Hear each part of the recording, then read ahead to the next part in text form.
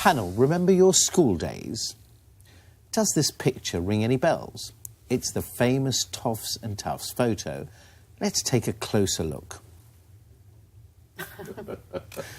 It works pretty well to sum up our own childhoods.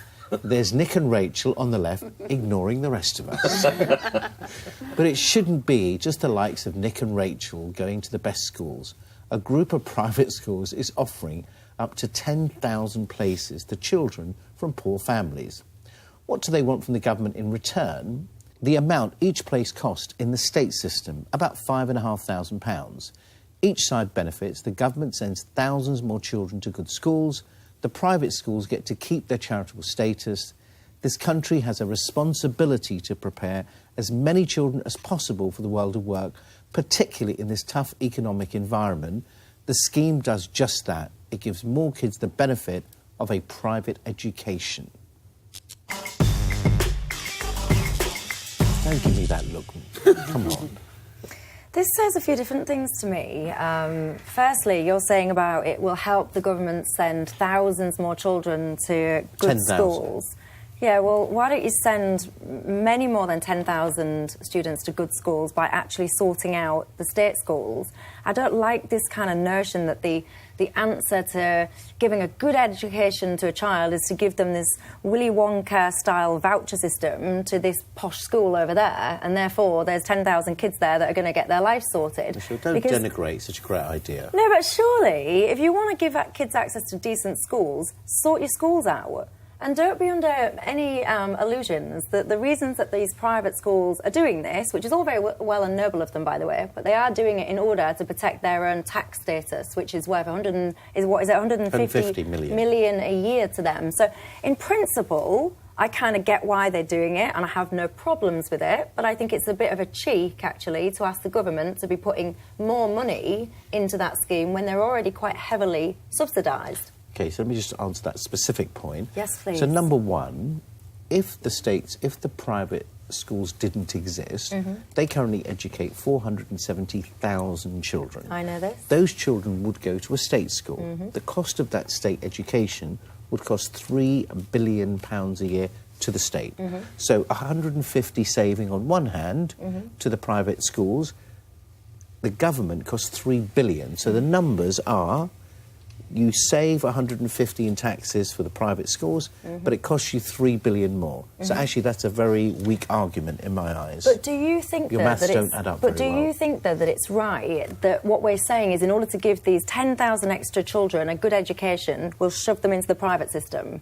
Do you not think we should be saying, let's reinvest into proper state educational facilities to make sure that the state schools are the best that they can be and should be? I think you're right, Michelle. I think we should do all of the above. I think we should have a great state system. I think if the government wants to do grammar schools, we should do that too. I think we should invest in private education. I think the country has a responsibility. Not every child is the same. Every child is slightly different, and therefore there should be different avenues available. If there is an opportunity to give 10,000 children an education they otherwise wouldn't have, we shouldn't deny that. Yeah, brilliant, do it, but don't ask the government to give you further subsidies to enable that, would be my response. I think Michelle's making a really good point, and I think your argument is actually quite weak, James, because...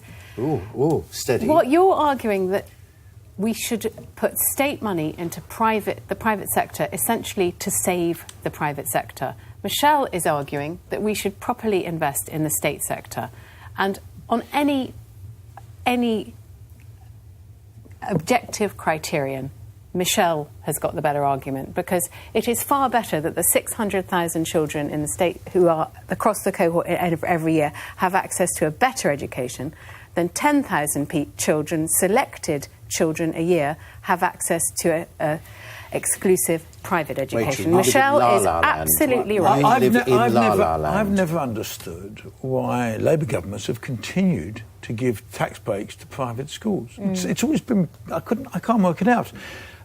If those tax breaks at the moment cost 150 million a year, and this scheme would cost another 50, that's 200 million pounds that you could use you could use to put around the state system. Now, there seems to be this discussion... By the way, Greg, the state system is running out of $3 billion. They're going to cut $3 billion from the state system. So Rachel's eloquent argument, in the ideal world, you know, we don't have the money. No, We're $3 billion short as we are. But when people like me suggest, actually, well, we should probably pay some more tax to do that, it's people like you who oppose it. So I think we should stop the aid. I think we should stop wasting money. Let's just clarify one or two things. Now, it's the group, the Independent Schools Councillors, that educates those 470,000 pupils that you were talking of, James. So just to clarify that. But listen, you're right, but you're too utopian. Of course it would be wonderful if every school could be like this, but the reality is it cannot, and that is the harsh truth.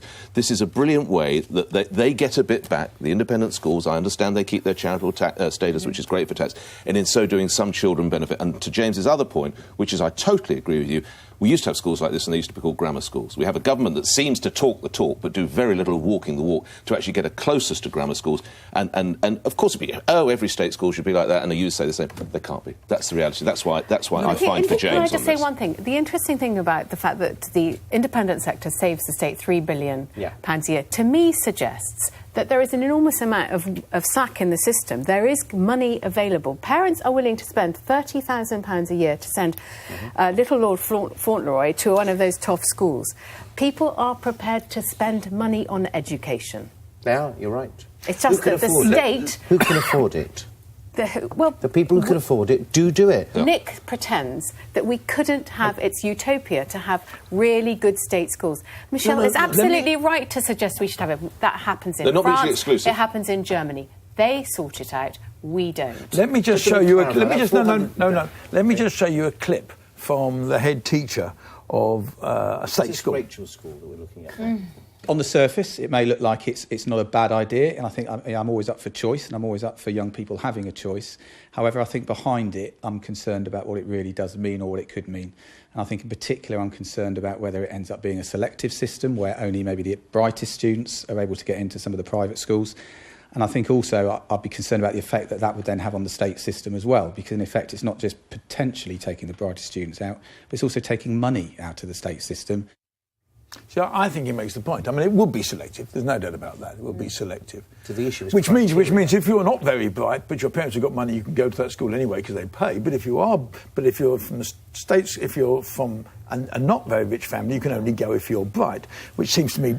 We don't know what the criteria are yet, to be fair to James. That's what I'm saying. It could be completely means the way you resolve it is you get the criteria right in the first place that avoids the issue you're talking about. But also, I think there seems to be a general feeling here that somehow the state schools are all failing. They're not. They're not. A lot of state schools are doing... They're giving private schools a run for their money. A lot of state schools are doing very well. I think it's excellent. It's fantastic. And if you take away... And I've always thought that the private school system in this country is incredibly divisive, and it's a class-based system.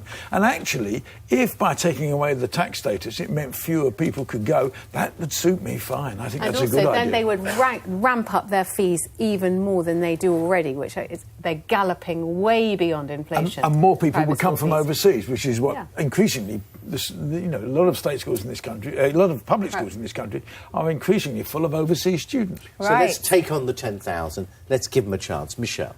James, we will agree to disagree.